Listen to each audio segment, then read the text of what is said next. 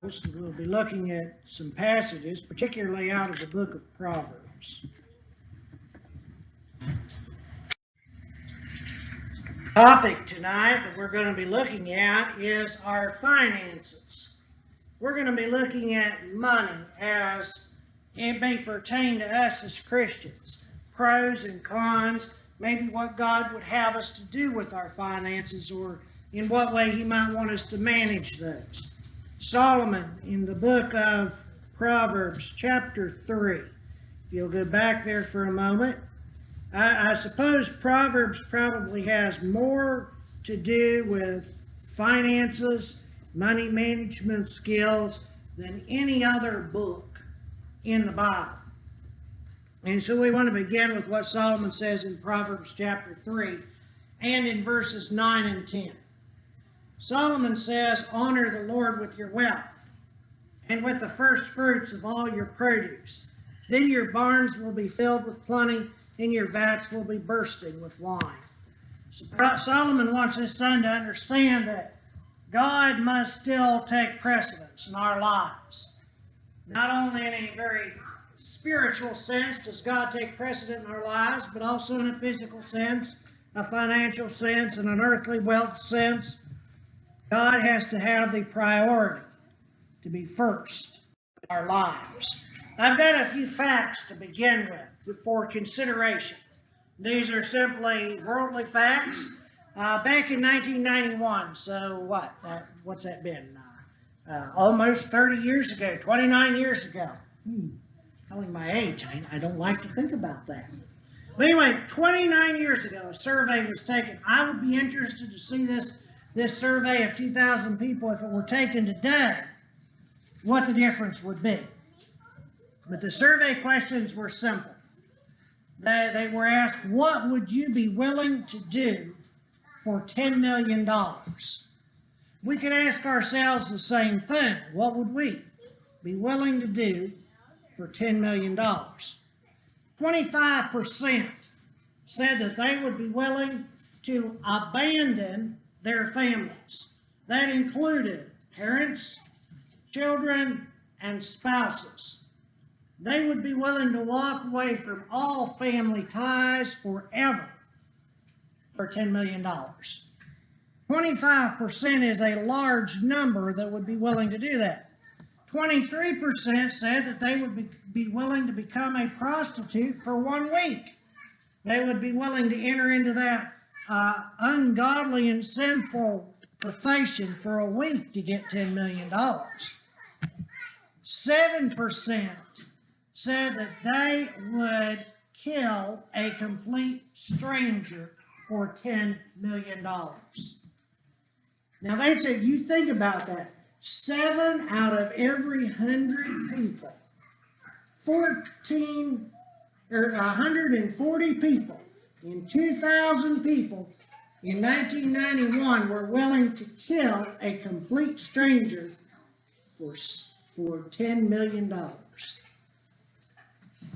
What would you be willing to do? What kind of sway does money have over you? The Apostle Paul in 1 Timothy chapter 6 and in verse 10, a passage I think most are familiar with tonight. But Paul makes a statement here to Timothy regarding money. 1 Timothy chapter 6 and down in verse 10, Paul says, "For the love of money is the root of all kinds of evil. It is through this craving that some have wandered away from the faith and pierced themselves through with many pains." Now, I think that the English Standard Version here says pains. I think that the Old King James Version might have put it better, many sorrows. Because really that's what happens when we have that love of money. Now, I do want to clarify for you that many people will misdirect this or have misdirected this passage in the past because of the way the King James Version read.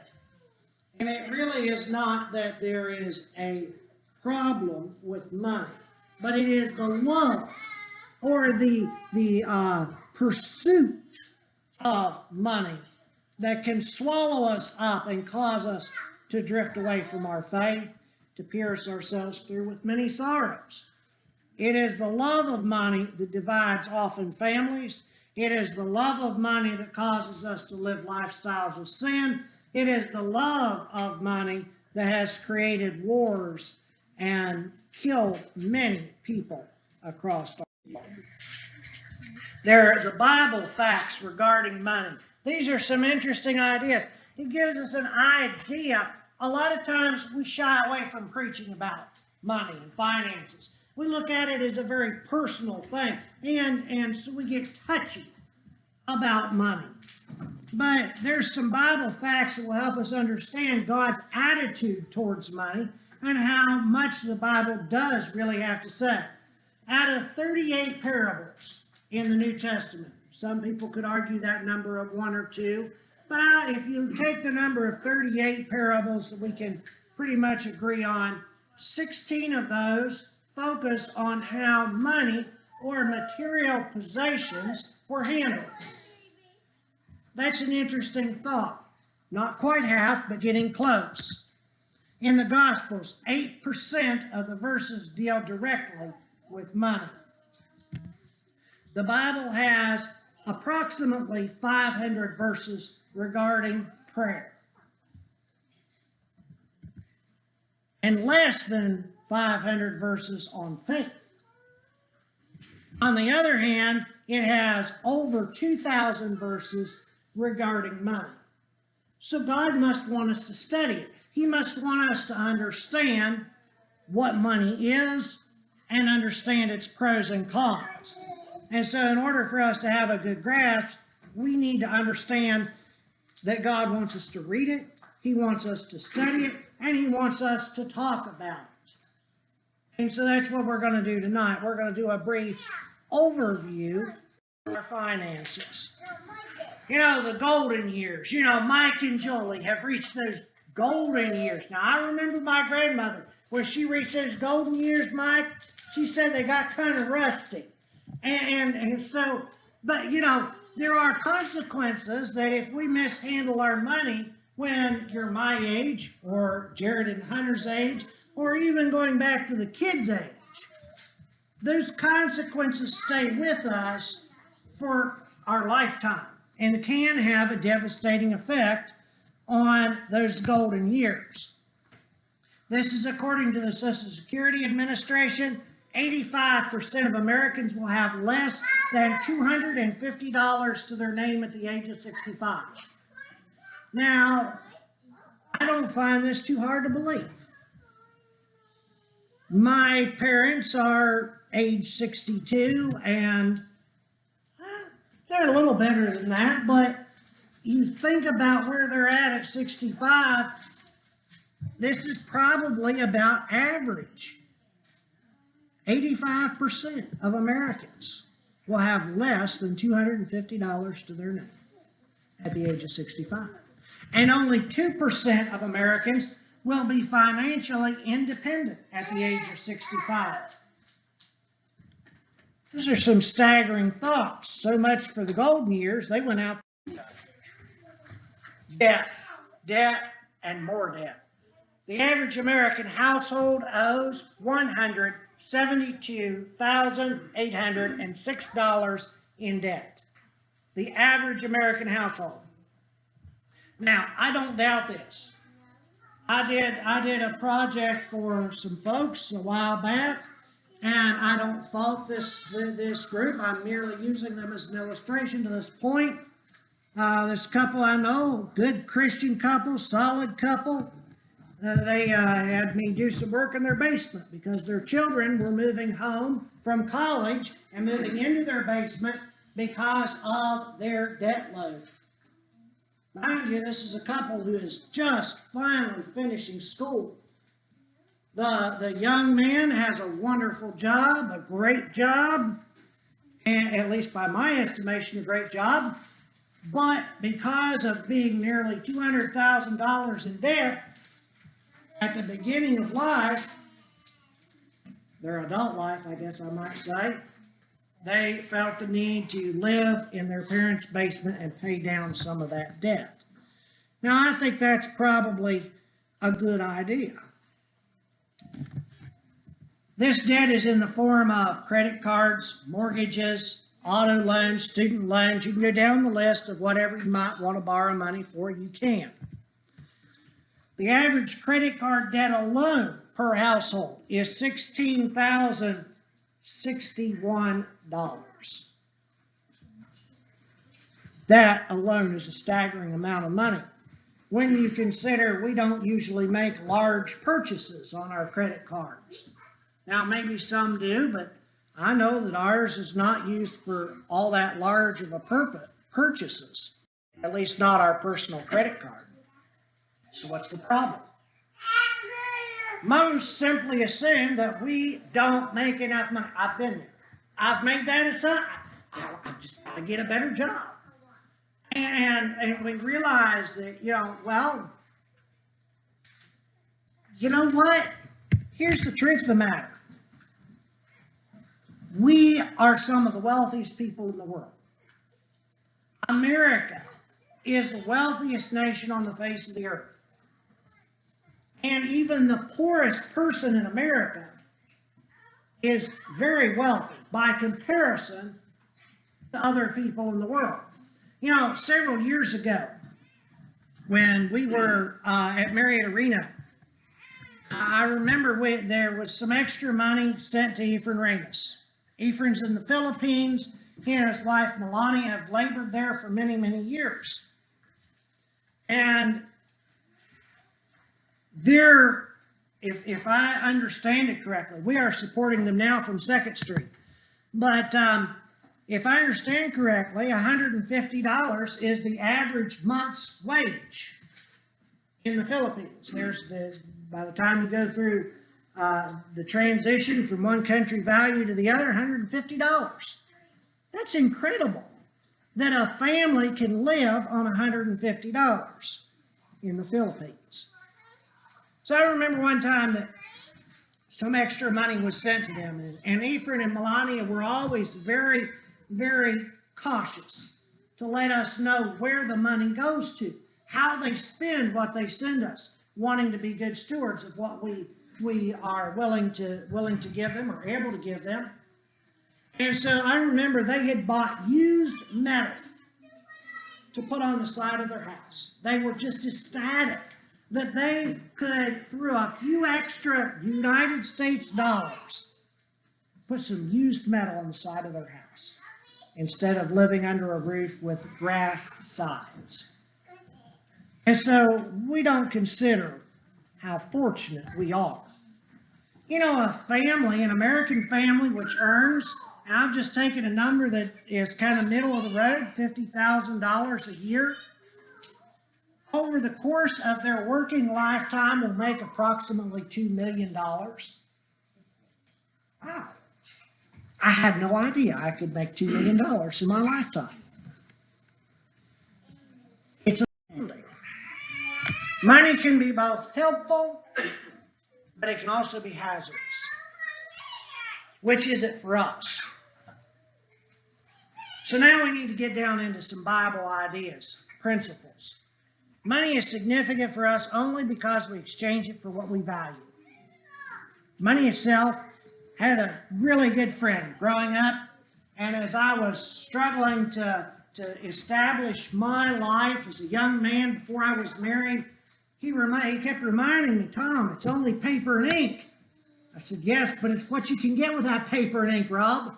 And so Rob and I will go back and forth about the value of money or the lack thereof. So money itself really has no value, but it's what we exchange it for. They exchange it for things that are important to us.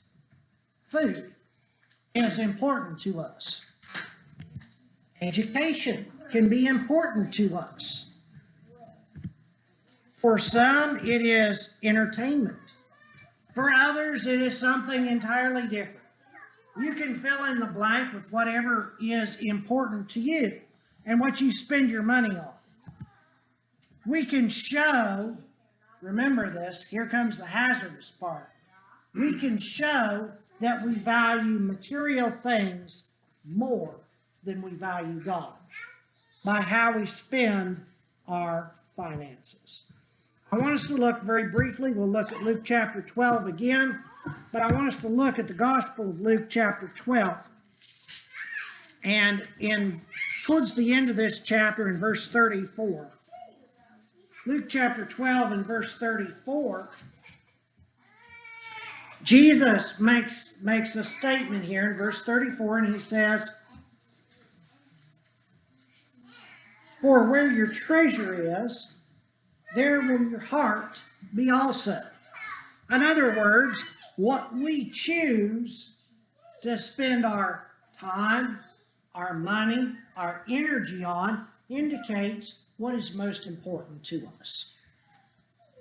The question tonight is God most valuable to us, or is there something else?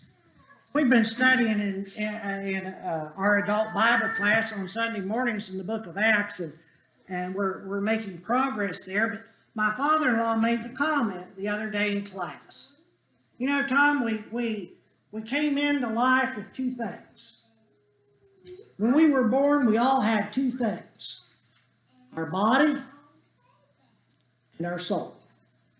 And when we leave life, friends, we're going to have only one. Only one will we have. That's our soul. The body is going to decay. It is going to break down, and those golden years are going to turn pretty rusty, and eventually will wither away. We sing a song as the life of a flower. You think about it, that's really what we are, is exactly that, a flower that's here today and withered up and dead tomorrow. You know, in the Bible, Peter makes a statement that I think is very important. And we try to live by this statement. As Christians, we try to live by this statement that Peter says. Sometimes I don't think we do a great job of it, of making application here. But in 2 Peter chapter 1 and verse 3, Peter says, "As his divine power has granted to us all things that pertain to life and godliness, through the knowledge of him who called us to his own glory and excellence." Do we really believe, friends, do we really believe that in this simple book is everything that pertains to life and godliness? Sometimes I think we say it, but sometimes I don't think we practice it. And I'm pointing a finger at myself just as much as anyone else. Sometimes I don't think we practice it. So let's make some application. What is the Bible solution?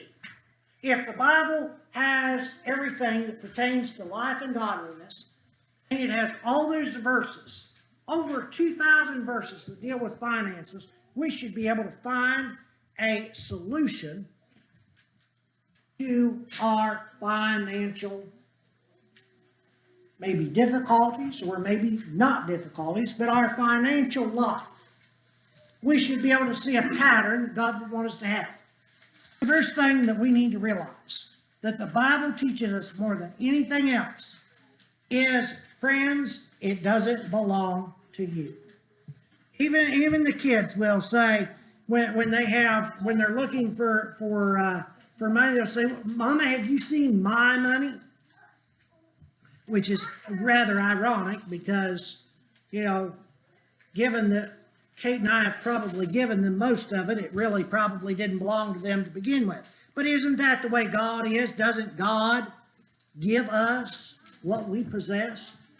Sometimes we tend to think of it as ours because we think that we have earned it. Who gave us the ability?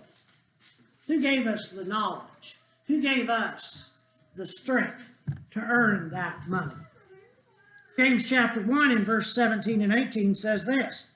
James says, "Every good gift and every perfect gift is from above, coming down from the Father of lights, with whom is no variableness or shadow due to change. Of his own will he brought us forth by the word of truth, that we should be a kind of first fruits of his creatures." Now, friends, is your money a good gift? I would say that it is a good gift. It is a blessing from God. God could very easily have placed us at a different time, a different place, a different set of circumstances. We could have been born in the Philippines or another country where we did not have the wealth that we have now. From the very beginning, God created mankind to be a steward. A steward is a caretaker. You know, if we go back into the book of Genesis, in Genesis, we'll just look at chapter 2. We'll skip chapter 1 for time's sake this evening. But in Genesis chapter 2, I want you to notice God gave man a purpose. Man has to have a purpose in life. And stewardship was his purpose. It says the Lord took man and put him in the Garden of Eden to work it and keep it.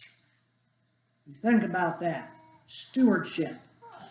God created the garden. God created all of the trees of the garden, all of the animals that were there. What was man's job? To look out for what God had created. Now, we can take that into our lives. God has given us what we have, what we possess, and anything that we might possess is a gift from God. We must understand that we are merely stewards. You know, I remember a man by the name of Marion Hickerson. If Dave and Sherry were here, I've spoken of Marion before, and I believe that Sherry's sister married one of Marion Hickerson's sons, Dayton Hickerson. And so one time I had the privilege of working on the house that Marion lived in when he first bought his farm, the Never Never Fruit Farm, up towards just outside of Wolf Creek. If you've ever been to the Wolf Creek Church, Marion attended the Wolf Creek Church. And so I had the chance to work on that house. It's the oldest house I've ever worked on, built in the late 1700s. It's a log home, and I repaired the roof. Marion sided over the logs so you can't tell it's log, and over the front door of that house he placed a sign. And it said, "Stewards of this land." And it named every steward, every person, we might say, who ever owned that piece of property. And he named the person, and it said, "Steward from 1795 to 18 whatever." And the last name on the list was Marion Hickerson. Steward from, I think it was 1940 something, until 2000 something. Marion Hickerson recognized that he was a steward of what God gave him. And I thought that said a great deal about that man and his recognition of God giving him what he had and what he possessed and what he passed on to his children. So if we are stewards, and I think the Bible teaches that we are, if we are stewards, consider this for a moment with me this evening. The Apostle Paul in Hebrews chapter 4 says that it is required that we be found faithful. Let's see exactly what he says here. 1 Corinthians chapter 4. And in verse 2, in the context, he's talking about a stewardship of faith. But the application is the same, whether it's stewardship of faith or whether it's a stewardship of a material possession, recognizing that God gives us all. Paul says this, "Moreover, it is required of stewards that they be found faithful." We, friends, must be faithful in all that God has given us, faithful of all things entrusted to our care. Back in 1 Peter chapter 4 and in verse 7, Peter says this, "The end of all things is at hand." Recognize that, friends. Peter says the end, not the beginning, but the end of all things is at hand. Therefore be self-controlled and sober-minded for the sake of your prayers. Above all, keep loving one another earnestly, since love covers a multitude of sins. Show hospitality one to another without grumbling. As each has received a gift, use it to serve one another as good stewards of God's varied grace. I want us to think about what he is saying here. Whether we have much or whether we have little, whether we have spiritual wealth or earthly wealth, let's not begrudge God of what he would have us to do with that. You know, there's a lot to be said in this passage, but I simply want to say this. It came from God, and God gives instructions for how it is to be cared for. Jesus has a thought on this. Back in Matthew chapter 12, we looked at the end of that Luke chapter 12. We looked at the end of Luke chapter 12, down verse 34. Now let's look at verse 13 through 21. Jesus is addressed by one who asks questions concerning finances. It says, someone in the crowd said to him, "Teacher, tell my brother to divide the inheritance with me." But he said to him, "Man, who made me a judge or an arbitrator over you?" He said to them, "Take care and be on your guard against all covetousness." So here's the problem. This was dividing brother against brother. Jesus' solution to this is a recognition of what life consists of. Listen to what Jesus says. He says, "Take care and be on your guard against covetousness, for one's life does not consist of the abundance of his possessions." And he told them a parable, saying, "The land of a rich man produced plentifully. And he thought to himself, 'What shall I do? For I have nowhere to store my crops.' And he said, 'I will do this. I will tear down my barns and build larger ones. And there will I store my grain and my goods. And I will say to my soul, Soul, you have ample goods laid up for many years.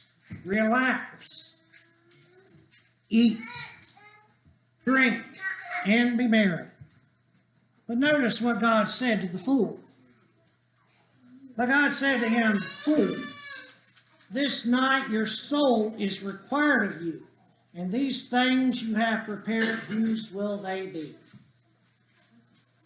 So is the one who lays up treasure for himself and is not rich towards God." The bottom line of that parable is this man's focus was inward. As Christians, God calls us to have our focus outward. He calls us to focus on God and not ourselves. The uncertainty of riches is something that has snared many and will continue to ensnare many throughout as long as time and earth exist. Number two out of three, build a budget. Most people know about what their income is going to be. If you're farming, your income's varied. We never know. We may make money, we may lose money. Probably lose money more than make it, but there are some variables involved, depending on what your livelihood is. But most Americans have, at the end of the week, they know what their pay is going to be, and they can budget that accordingly. Most Americans should be able to identify their expenses. If you can't identify your expenses, then you need some help. I've got some folks, I think they need some help. I know some people, they just don't get it. But we should, as common sense should prevail, we should be able to look and see what we've spent our money on. We should be able to look and understand what it is that we're going to have as an income. Solomon gives us the idea. He doesn't call this a budget. He calls it a plan. Proverbs chapter 21 and in verse 5, Solomon says this, "The plans of the diligent." Okay, remember that.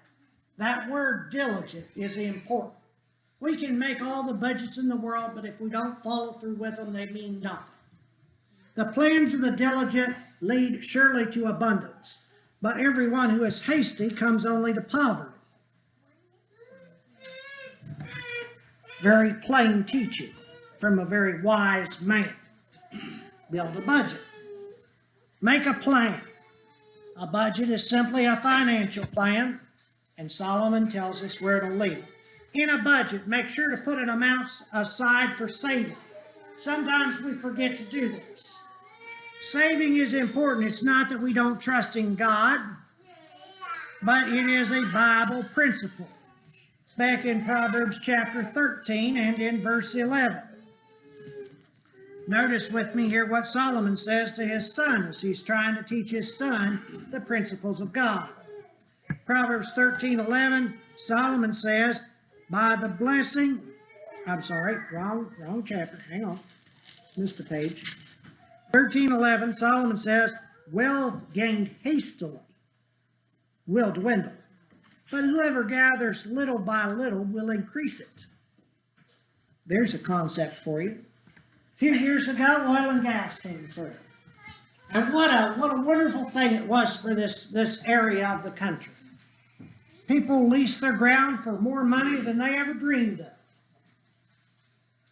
Well, I would wonder just how much of that money's left. I know folks that, went out and enjoyed life, if you will. That money's gone, disappears. So we do see, how quickly large sums of money go. But Solomon's idea is if we put it by little, he says it will increase. And I think sometimes we don't really get the concept. Well, I just can't put anything by to amount to anything. Well, I grew up with the idea that every penny mattered. Everything in life, no matter how small or how little, would eventually add up. And that's the concept Solomon wants us to understand here. Come back with me a moment into Proverbs 21, a few verses down from where we were in verse 20 this time. Solomon says, precious treasure and oil are in a wise man's dwelling, but a foolish man devours it. In other words, it's easy for us to just go out and blow it. I remember a Christian one time said that, every time his monthly paycheck would arrive, they would go out and spend money like, and I quote, drunken sailors. Because they had money, and the rest of the month they lived broke. This is the concept Solomon wants us to understand. Don't just go and blow it because you have it. Don't let it, as the saying goes, burn a hole in your pocket. Here's the thing. Most Americans are less than 2 missed paychecks away from bankruptcy. I think the statistic is something like 1.6 or 1.7. You miss a paycheck, it's going to hurt. You miss 2 paychecks, you're probably bankrupt. Here in Proverbs, let's look at chapter 23 and verse 4 and 5. Do not toil to acquire wealth. In other words, don't let that be your focal point in life. If your focus is to toil to acquire wealth, you're wasting your time. It won't be with you long. He says, be discerning enough to desist. When your eyes light on it, it is gone. For suddenly it sprouts wings, flying like an eagle towards heaven. The fleetingness of riches. So if that's our focus, realize that it can dissipate as quickly or much quicker in most cases than we manage to. The last point is slavery. Imagine with me in your mind's eye for just a minute.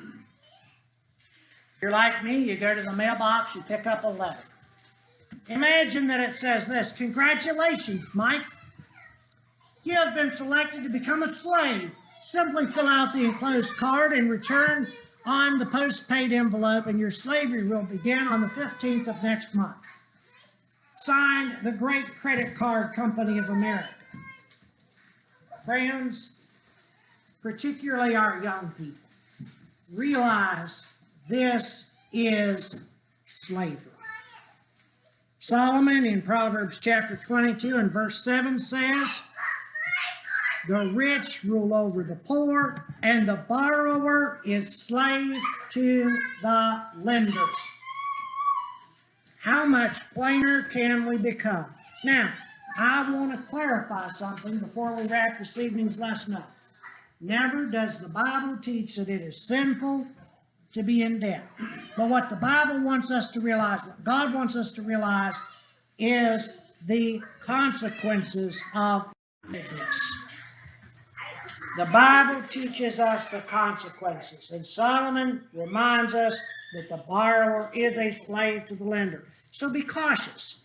When you're considering a debt or going into debt, be cautious and make sure that you have the ability to pay that back. The Bible teaches us that we must, as Christians, we must pay back what we have. What we owe. There are advertisements on the radio all the time. Don't let credit card companies trick you into thinking that you have to pay it all back. That is not a Christian concept. That is not a concept that a Christian can live by. To recap these 3 points. 1, remember, we are only stewards of what God has given us. In Proverbs chapter 8, Solomon reminds us of this point. Proverbs chapter 8, in verses 10 and 11, Solomon says, take my instruction instead of silver, and knowledge rather than choice gold, for wisdom is better than jewels, and all that you may desire cannot compare with her. Understand, friends, money is not the greatest wealth that God can give us. But whatever He has given you, whether it is money, whether it is knowledge, whether it is earthly goods, whether it is family, we are merely stewards of what God has entrusted us with. Secondly, make a budget or a plan and live by it. We looked at Proverbs chapter 3, and we looked at a couple of these verses, but I want to get this context. Proverbs chapter 3 and verse 5 through 10. Solomon says this, trust in the Lord with all your heart. Okay, friends, do we do that? Or do we trust in our earthly wealth? He says, and do not lean on your own understanding in all your ways. That small 3-letter word, A-L-L. In all your ways. Such a simple word, but it carries so much meaning. Acknowledge Him, and He will make straight your paths. Be not wise in your own eyes. Fear the Lord and turn away from evil. It will be healing to your flesh and refreshment to your bones. Honor the Lord with your wealth and the first fruits of all your produce. Then your barns will be filled with plenty, and your vats will be bursting with wine. Solomon wants us to remember, make a plan and make God part of that plan. Secondly, if at all possible, or thirdly, I should say, if at all possible, avoid debt. Debt, as I mentioned, is a form of slavery, and we can. I know by experience we can become enslaved to that debt. The Apostle Paul, in Romans chapter 13 and in verse 8, says, owe no man anything except to love each other, for the one who loves another has fulfilled the law. Paul wants us to understand that is the greatest thing. Don't allow debt to hold us back from doing what we should do. And lastly, put God first in all things. No matter what it is in your life, friends, put God ahead of all. In Matthew chapter 22, Jesus gives us again, a principle to live by. Matthew 22 and verses 36 through 38. Jesus says this. Matthew 22, verse 36. He's asked a question. Teacher, which is the great commandment in the law? He said to him, you shall love the Lord your God with all your heart, with all your soul, and with all your mind. This is the great and first commandment. The second is like it. You shall love your neighbor as yourself. On these two commandments depend all the law and the prophets. Do we love God? There's a litmus test. It's so easy. We see it on Facebook. We see it in the world. We hear people say it flippantly. I just love the Lord. We love the Lord so much, and it's easy to say. But in John chapter 5, 1 John chapter 5, verse 1 through 4, there's a litmus test that you can take. And it's a very simple one. We've tried to instill this in our children, and we've tried to teach it in our classes. This is the litmus test. Turn with me, if you will. One last passage. 1 John chapter 5. And in verse 1. Everyone who believes that Jesus Christ is born of God, and everyone who loves the Father loves whoever has been born of him.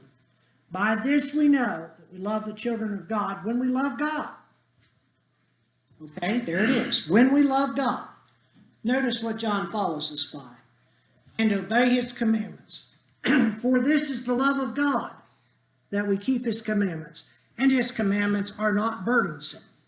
For everyone who has been born of God overcomes the world, and this is the victory that has overcome the world, even our faith. Christian faith is a wonderful thing, friends. It has overcome the world.